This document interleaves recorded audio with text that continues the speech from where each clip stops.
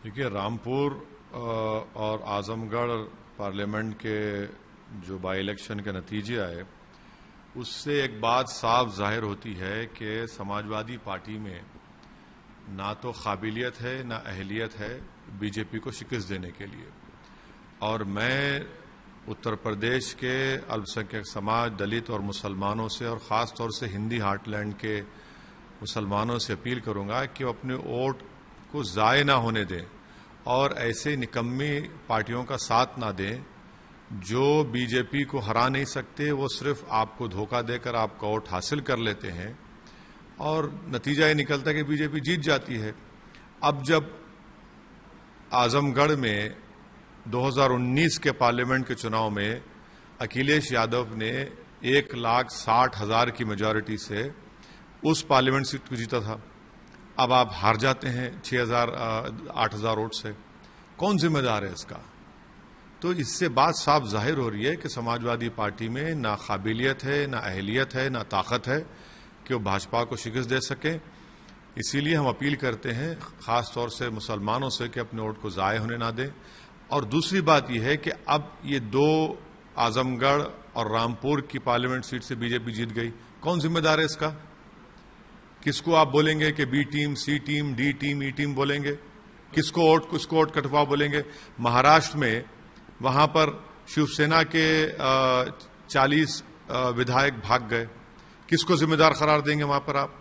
इसीलिए हम कह रहे हैं कि वो जो लोग ये सब बातें करते हैं, मुसलमानों को खास तौर से सोचना चाहिए कि वो अपने वोट का सही इस्तेमाल करें, अपनी एक आजाद इंडिपेंडेंट पॉलिटिकल लीडरशिप को बनाएं, और उसकी जरूरत है आज भारत में।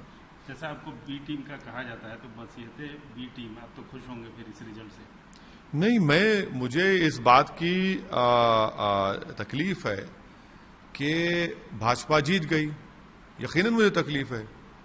और मुझे पहले से अंदाजा था, बल्कि जो मीडिया के जानकार लोग हैं जो हमसे ऑफ द रिकॉर्ड बात किए थे, हमसे कह रहे थे कि नहीं हो पाएगा समाजवादी पार्टी से, नहीं जीत पाएंगे। इतना अहंकार अखिलेश यादव का कि जिस पार्लियामेंट सीट से उनके पिताजी एमपी थे, फिर वो बने, आप वहां पर जाते भी नहीं लोगों को बताने के लिए कि वो क्यों इलेक्शन नहीं लड़ रहे हैं। इतना अहंकार। यकीनन हमको तकलीफ है कि भाजपा जीत रही है, मगर भारत के और खासतौर से उत्तर प्रदेश के मुसलमानों से अपील करें कि अपनी सियासी पहचान को बनाएं, अपने मुकद्दर के फैसले खुद करेंगे आप। वरना आप इसी तरह होगा कि भाई पहले मुलायम सिंह, फिर अखिलेश, अब उनके चचाजाद भाई, अब दोबारा कौन आएगा? पर गुड्डू जमाली को वोट देते तो क्या हो जाता कि आसमान गिर जाता, और यादव वोट खुद डिवाइड हो गया वहां पर। और आप मुसलमानों को बोलते कि अरे भाजपा को हराना है। अरे भाई, आप नहीं हरा पाएंगे भाजपा को। हम ये बात विधानसभा के चुनाव में कह चुके हैं। मार्च में उसी पार्लियामेंट के क्षेत्र में आपने 4 या 5 विधानसभा जीती, आज आप हार गए। आप ये कहना चाहते हैं कि ये बीजेपी की जीत नहीं, अखिलेश के अहंकार की हार?